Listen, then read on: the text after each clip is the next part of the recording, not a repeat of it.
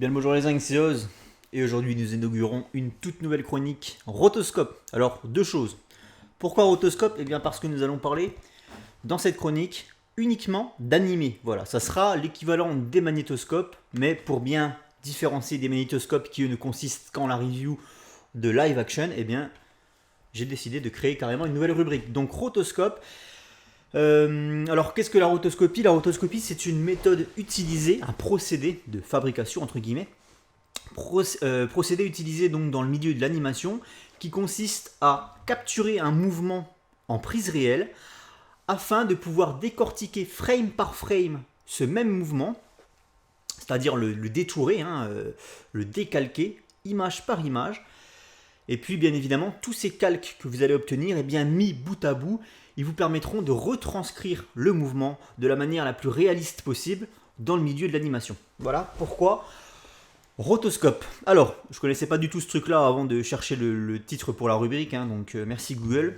Aujourd'hui, pour ce Rotoscope numéro 1, nous allons parler de ça, Batman Gotham by Gaslight. C'est sorti en 2018, c'est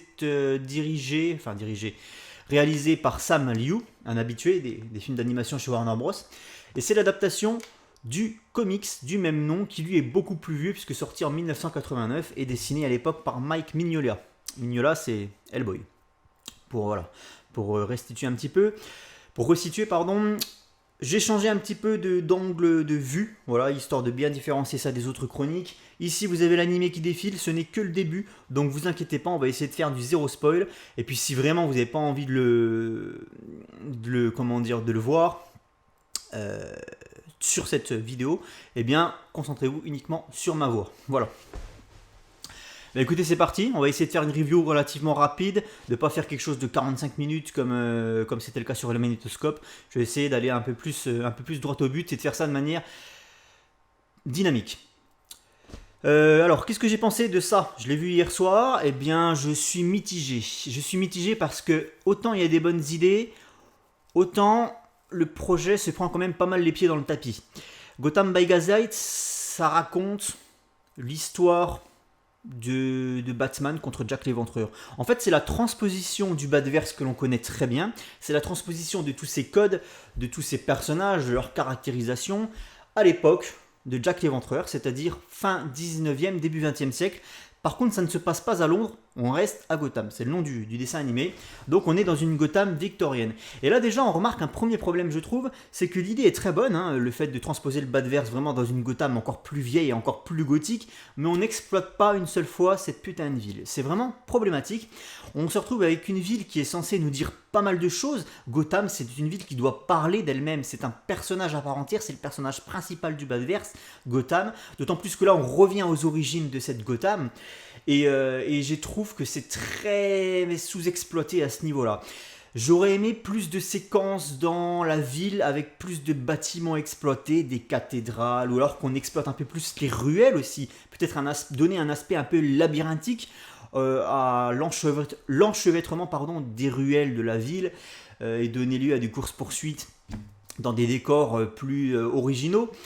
Et c'est le problème numéro 1 de Gotham by Gaslight pour moi, c'est que en fait, ça sert pas à grand chose de transposer le Batverse à une époque victorienne, puisqu'on n'utilise pas vraiment les canons de cette époque. Ça, c'est un premier problème. Il y a un manque d'esthétisme qui est flagrant à ce niveau-là. On n'utilise pas les cathédrales, voilà. Et puis c'est vide aussi, bordel de merde. C'est ultra putain de vide, quoi. T'as des séquences de fin de journée où la caméra se promène un petit peu dans les rues, mais c'est très timide, c'est beaucoup trop timide. Et il n'y a personne dans ces putains de ruelles. Alors on va me dire c'est pour que l'ambiance Jack l'Éventreur s'installe. Il faut qu'il n'y ait personne dans les rues, seulement la victime et son agresseur. Je suis d'accord, mais moi j'aurais quand même voulu une séquence ou deux de jour avec de l'animation, avec des personnages, des civils qui se baladent dans la rue, histoire vraiment de retranscrire au mieux l'atmosphère de l'époque. Et là du coup, on a plutôt l'impression de voir des décors vides qui servent de scène de meurtre, mais pas une Gotham, c'est pas une ville vivante et c'est un problème pour moi. Voilà, t'as 3 connards qui se baladent dans la rue, dans le dessin animé, et puis voilà quoi. Emballer c'est peser quoi. Alors je parlais de la transposition du Batverse à cette époque, ça c'est quelque chose de très malin. C'est-à-dire qu'on a récupéré les personnages canoniques, hein, Harvey Dent, Selina Kyle, Commissaire Gordon, les Robins, et on en a fait quelque chose de différent, mais en respectant leur caractérisation et les codes de ces personnages. Vous voyez là par exemple, on a les Robins. Donc moi je trouve le traitement des Robins extrêmement bien foutu pour le coup. On a le petit Dick, le petit Jason et puis le petit Tim, voilà, c'est des orphelins de la rue qui font les 400 coups. Tu vois, il y a des idées comme ça très fraîches, hein, mais c'est trop timide une fois de plus pour donner quelque chose de vraiment frais et de vraiment nouveau. Je reviens sur l'esthétique, pardon. On a souvent des décors grands et vides. Je pense notamment à la séquence de l'abattoir. Voilà, tu as une espèce de grande salle où il n'y a rien dedans si ce n'est un rail avec des carcasses de cochons alignées comme ça. Bien évidemment, les carcasses de cochons se ressemblent toutes. C'est du copier-coller. Hein. Et tu as Selina Kyle qui traverse cet abattoir poursuivi par le tueur. Et le personnage est comme ça, l'environnement est comme ça, le décor est comme ça, il n'y a rien dedans, quoi. Et tu as vraiment l'impression que les décors écrasent les personnages, mais pas dans le bon sens du terme, tu vois. Et moi j'aime bien les décors qui écrasent, qui imposent, tu vois, genre une montagne qui est là immense ou une grande église et des personnages tout petits face à la magnificence de l'édifice. Et bien là c'est pas le cas, c'est des grands trucs vides avec un petit personnage qui se balade dedans. Il y a des gros problèmes d'échelle aussi, hein. Il y a des gros problèmes d'échelle notamment au niveau des corps. Donc comme j'expliquais, des corps trop petits dans des environnements trop vides et trop grands. Et au niveau de l'animation aussi, c'est vraiment fainéant. C'est vraiment fainéant la décomposition des mouvements. Putain, merde quoi. C'est passer au niveau supérieur Warner Bros Animation parce que honnêtement, c'est vraiment vieillot pour le coup. C'est des mouvements qui sont vraiment décomposés de manière très lente, c'est mal foutu quoi. Du coup, le dynamisme il en prend un coup, notamment au niveau des scènes d'action. Et les scènes d'action elles sont pas top non plus parce que c'est de l'action bas de gamme. Il n'y a pas d'envolée fulgurante, il n'y a pas de séquences épiques à proprement parler. Et puis les séquences de combat, c'est coup de poing, coup de pied, il n'y a rien de. Tu vois, il n'y a pas d'interaction avec les environnements. Enfin, une fois de plus, c'est vraiment trop timide, je trouve. Hein. C'est vraiment un travail un peu flemmard pour le coup. Que dire de plus en termes d'animation, je pense avoir fait le tour. On a des visages un petit peu, notamment les visages féminins qui feraient presque penser à du Darwin Cook, vous savez, avec des grands yeux en amande très profonds. Ça, pour le coup, c'est une bonne chose. Mais voilà, sinon, après, au niveau de la définition des silhouettes, on est sur du Warner Bros Animation, tout ce qu'il y a de plus classique, avec des mecs qui sont rectangulaires, comme ça, tu vois. Là, je peux même pas le faire. Ultra rectangulaire, ultra massif pour la plupart. Ils ont tous le même gabarit, que ce soit James Gordon, Batman, Harvey Dent. Ils ont tous le même gabarit, les mecs, tu vois. Il y a rien pour différencier. T'as l'impression que c'est vraiment. Ils ont pris le corps d'Harvey pour faire le corps de Batman. Ils ont juste changé les têtes. Tu sais, t'as vraiment l'impression que c'est un travail de feignant, quoi. Et puis c'est hyper raide, quoi. Bordel, un peu plus de rondeur, un peu plus de souplesse dans vos dessins, s'il vous plaît. Moi, je trouve que c'est trop carré, quoi. Et moi, ça m'emmerde. Ça m'emmerde. Donc voilà le contexte de l'époque qui n'est pas assez exploité, les décors non plus, les personnages qui se ressemblent un peu tous en termes bien évidemment de corpulence, pas forcément en termes de visage, quoique. Et je sais pas, il y a des choses comme ça qui sont traitées de manière trop flemmarde. Je pense notamment au traitement de Batman en lui-même, de sa Batcave, de tout ce qui l'entoure, le manoir Wayne, la Batcave, tout ça. Et ben c'est non, ça va pas assez loin, c'est dommage, tu vois, c'est vraiment dommage. Tu sens qu'il y a des bonnes idées, mais c'est pas assez percutant, malheureusement. Puis je reviens sur les séquences d'action, tu vois, ça, c'est ce qu'on appelle l'iconisation de personnages. Tu reconnais Batman juste de par sa silhouette, et tu reconnais Jack l'Éventreur juste de par sa silhouette. Ça, c'est iconique. Le dirigeable qui prend feu, le bat-signal derrière, ça pète. Mais à aucun moment tu retrouves ça, une représentation comme ça, dans l'animé. Voilà, t'as pas de tableau, t'as pas un moment où tu peux figer l'image, tu vas mettre en pause pour avoir une belle image, un truc bien iconique, tu vois, avec une belle représentation des personnages ou des décors. Tu n'as pas ça à un seul moment. Voilà, c'est dommage. La séquence du dirigeable, elle est ultra cheap et tu es très loin d'obtenir une représentation aussi épique, aussi iconique que ce que tu peux avoir sur la jaquette du DVD, enfin du Blu-ray, quoi, tu vois. Et ça, c'est vraiment problématique. Hein. Ça, c'est très mensonger d'ailleurs, hein, parce que là, le chara-design est plutôt bien réussi. Mais à aucun moment les personnages ressemblent à ça. Donc voilà, ça c'est aussi un autre problème, l'absence d'iconisation. En plus, je parle pas forcément que de Batman, hein. Jack l'Éventreur, c'est un personnage qui est iconique, hein, dans un sens. Sa silhouette est bien reconnaissable. Et le problème, c'est qu'on n'en joue pas assez. Il n'y a pas assez de travail au niveau des ombres aussi, tu vois. J'aurais aimé des séquences. J'aurais aimé qu'on s'amuse plus avec les ombres. Tu vois, filmer des meurtres entièrement avec l'ombre des personnages projetés sur les murs. Ça, c'est quelque chose d'iconique. Tu vois le chapeau de Jack l'Éventreur, son couteau, projeté sur le mur. Tu vois, la victime. Enfin, c'est relativement dommage à ce niveau-là, je trouve. Que dire de plus? Je parlais du manque de vie, alors ça se ressent au niveau du son, l'ambiance sonore elle est inexistante quoi. T'as les mecs qui parlent entre eux et c'est tout. Derrière t'as pas de son, tu vois. Et bah oui, il y a pas de son parce qu'il n'y a pas de vie. À aucun moment t'as une calèche qui passe avec le bruit de la calèche et le bruit des chevaux qui soufflent, le bruit des gens qui discutent dans la rue, le bruit des pas sur le pavé. Je sais pas, c'est vraiment pareil, une fois de plus, c'est vraiment feignant, je trouve, au niveau de l'ambiance sonore, bordel, ça vit pas, ce dessin animé, il vit pas. On est dans des décors fermés pardon, et vides, et on fait évoluer les personnages là-dedans, et ça me pose vraiment des gros soucis. Il n'y a pas d'ambiance, bordel de merde. Déjà, le dessin animé, il souffre, t'as pas d'opening. Ça m'énerve.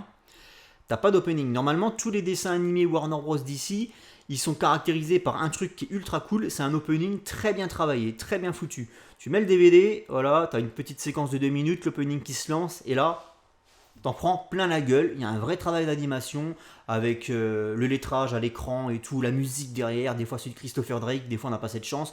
Mais voilà, il y a toujours un gros travail au niveau de la composition, visuelle et musicale sur les openings. Là, comment dire, le film se lance, on peut appeler ça un film. Le film se lance. Que dalle, pas d'opening. T'as le titre Gotham by Gaslight qui s'affiche en bas de l'écran, là, ça fait très cheap aussi. Tu vois, il y a un manque de boulot, je trouve, là-dessus. Il y a un manque de boulot. Et puis la musique, on en parle, et ben on va en parler de la musique. La musique, elle est pas mauvaise en soi, mais bordel, elle est transposable à n'importe quel autre animé d'ici Universe. Et ça me pose problème. Parce qu'on est à l'époque de Jack l'Éventreur, on est dans le passé. Où sont les violons? Où sont les altos? Où sont les violoncelles, les contrebasses? Bordel, il n'y a rien de tout ça, quoi. C'est pas. La musique, elle n'est pas ancrée dans l'époque. Elle n'est pas ancrée dans l'époque. C'est une musique qui est transposable à tous les autres animés DC Justice League, par exemple, quelle que soit l'époque, et c'est problématique. C'est de la musique d'accompagnement, il n'y a pas de vrai thème qui ressort et qui devient épique lui aussi pour le coup. Un thème que tu peux resiffler en allant au boulot ou quoi, il n'y a pas ça. C'est vraiment que de la musique d'accompagnement tout le long, et une fois de plus, on dénote, pour moi, un travail un petit peu fainéant hein, sur la composition musicale. Voilà, pas de sound effect, pas d'ambiance sonore à proprement parler, propre à l'époque. Vraiment, il y a un gros souci. Hein. Concernant le scénario, c'est à la fois original sans l'être vraiment. C'est original dans le sens où on retranspose le Batverse à l'époque de Jack l'Éventreur. Mais par contre, étant donné qu'on parle de Jack l'Éventreur, et ben le scénario il a rien d'original à ce niveau-là. Voilà. C'est-à-dire que lorsqu'on découvre le poteau rose, alors autant moi j'ai été un petit peu surpris par l'identité de Jack l'Éventreur, ok, ça c'est plutôt couillu, c'est plutôt pas mal comme idée. Le problème c'est que les motivations du tueur, elles sont pas suffisamment originales pour être relevées. Voilà, on est sur Jack l'Éventreur qui tue les prostituées parce que... voilà, si vous avez vu d'autres films Jack l'Éventreur ou si vous avez lu d'autres œuvres sur le même personnage, eh bien généralement les motivations de Jack l'Éventreur sont toujours les mêmes. Voilà. Et alors qu'en vrai elles restent inexpliquées puisqu'on n'a jamais réussi à le trouver Jack. Hein, et du coup ces motivations restent clairement inexpliquées et on joue pas assez sur ce mystère. On essaye d'apporter des explications généralement dans les œuvres qui parlent de Jack l'Éventreur, mais je trouve que c'est quelque chose vraiment d'ultra cartésien et enfin c'est nul quoi, tu vois. Et puis il y a des grosses facilités scénaristiques, des trucs qui m'énervent. Tu vois, je pense notamment à une séquence de course-poursuite. Batman se fait poursuivre par tous les flics de la ville. Là, une fois de plus, moi je pensais qu'on allait avoir droit à une partie de chat, tu vois, un cache-cache dans Gotham. Ça aurait permis d'explorer Gotham, de voir des ruelles sombres, de mettre en avant l'architecture de l'époque, l'ambiance de l'époque, l'atmosphère de cette Gotham gothique et victorienne, de cette Gotham ancienne, voir Batman qui s'adonne à une partie de cache-cache pour semer les flics, ça aurait pu être ultra cool, tu vois, se planquer dans les égouts, après sous les ponts, je sais pas. Et c'est plié en 30 secondes, cette séquence, elle est pliée en 30 secondes, et elle se termine par un... La manière dont elle se termine, ça m'a retourné les couilles, quoi. Je me dis, c'est pas possible, quoi. C'est pas possible de pas avoir d'idée, quoi. Comment Batman échappe aux flics, mais c'est nul. L'explication, elle est bidon, elle est foireuse. Et ça, ça m'a clairement... Alors, j'étais déjà pas mal sorti du film. Alors là, je crois que c'est ce qui m'a complètement déconnecté. Je me suis dit, c'est pas possible. Là, clairement, alors là, ça résume tout ce que je vous dis sur le film depuis le début de cette chronique, c'est que il y a un manque d'ambition, quoi. C'est vraiment feignant. Alors je sais pas si dans le comics, parce que je l'ai pas lu et j'ai pas envie de faire la comparaison du coup, parce que forcément je l'ai pas lu donc je pourrais pas la faire, mais je sais pas si c'est aussi feignant dans le comics. Mais alors là, putain non, c'est vraiment se foutre de la gueule du monde. Et je sais que Warner Bros Animation ces dernières années, ils ont tendance quand même à raboter pas mal les histoires des comics et à faire de la merde. Donc je ne vais pas mettre en cause le scénario original du comics, parce qu'à mon avis, il est quand même meilleur que ça. Parce que là, honnêtement, c'est pas possible. Que dire de plus? L'ambiance est assez. Alors, il y a de la violence, c'est violent. Hein, il y a du sang, on filme les meurtres. Enfin, on filme, je me comprends.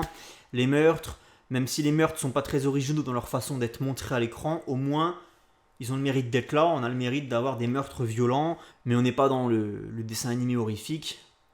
L'angoisse n'est pas suffisamment palpable en fait.